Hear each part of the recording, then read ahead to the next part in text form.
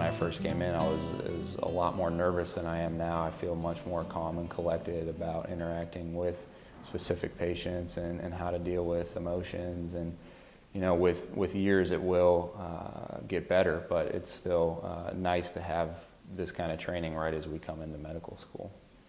I am teaching the simulated patient class through the Department of Theater and Film Studies. It is a fabrication, naturally, but in the same sense, we're hoping in these encounters to come as close to an ordinary encounter that a medical student will have with a future patient as humanly possible. The reason that we decided to join the class is because Libby was teaching it, and also the class sounded really fun and interesting, similar to the television show Grey's Anatomy that we all like to watch together. That's the best thing that I've gotten, is just learning how to do this, because it's actually a thing that you can make money doing at different places. You can become a simulated patient as sort of a side job, and as an actor, you need lots of different ways to make money. Well, there are two groups of simulated patients. The first group are community volunteers. We worked with them in the first semester, in the fall semester. And then the second semester, or this recent semester, we actually created a class specifically for our theater majors in being a simulated patient.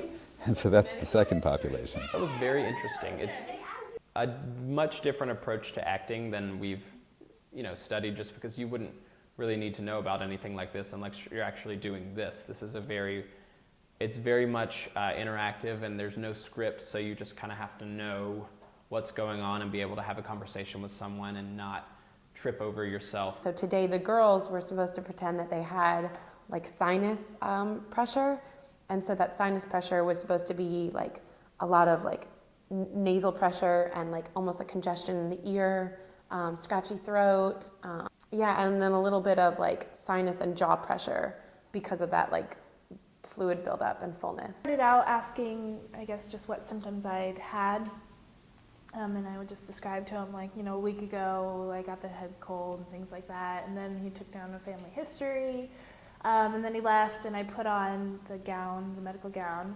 and then it came back, and first felt my lymph nodes to see if they were swollen. And then they have this really cool, it's a tuning fork, where they make it vibrate, and then they put it on your head and see which side the vibrations are stronger on. So if you're congested in one side, it'll dampen that. It was fun.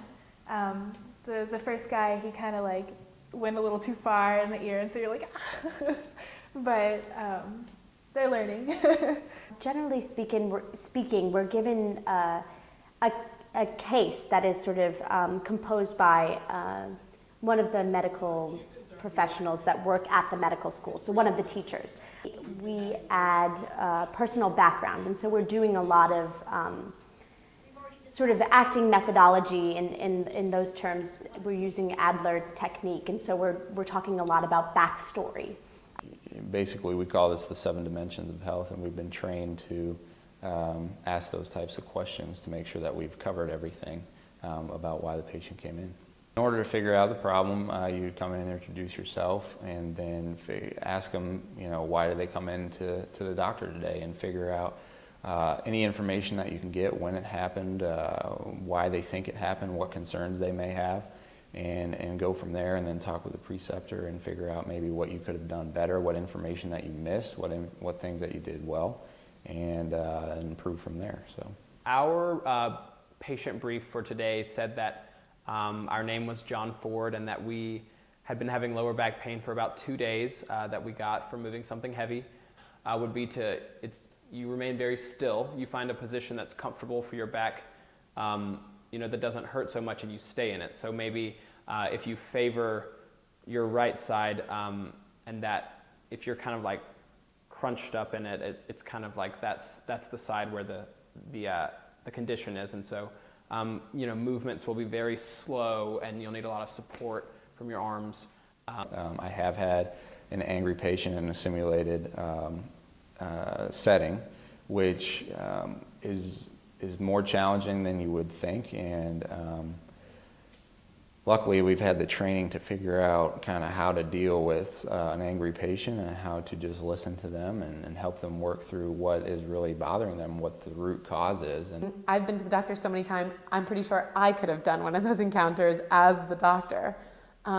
So it actually, I was kind of taken aback a little bit about how nervous the students were, because I don't know, I just always say this in my life, you know, like nothing's awkward if you don't make it awkward.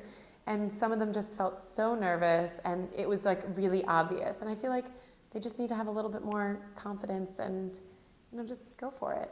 From what I've heard, medical students don't generally interact with simulated patients in their first year of medical school. And so I think that having this earlier on will be a really good thing for them. One of the things that we're trying to do is, because what we're doing is innovative, we want to be really rigorous about testing the efficacy of it. And so we applied for and received a grant from Augusta to do some preliminary research on how effective we've been in our first year. So we received a $10,000 grant. So this summer we're going to be following up and actually seeing whether the simulated patients that we train in acting techniques actually do seem to an objective panel to be doing a more believable and specific job than a group from Augusta that just gets the standard training. I think it's been an enormously valuable contribution. It does take up a lot of time, but I think that's time that's well spent trying to learn how to interact with patients in a controlled setting, so that when we're out in the community, it's much more comfortable. It's somewhat easier to do just because you know kind of what to expect, what to look for, how to manage yourself in front of patients, how to manage yourself when they're having an emotional response to something, and how to kind of take command and control the interview while still advocating each patient and giving them the best clinical experience they can. So I think it's a very valuable experience that we have this first year. He goes, and when was your last period? And I'm like, and then it's just like it's only him. None of the other doctors ask that. It's like, Medical history. Yeah. Okay.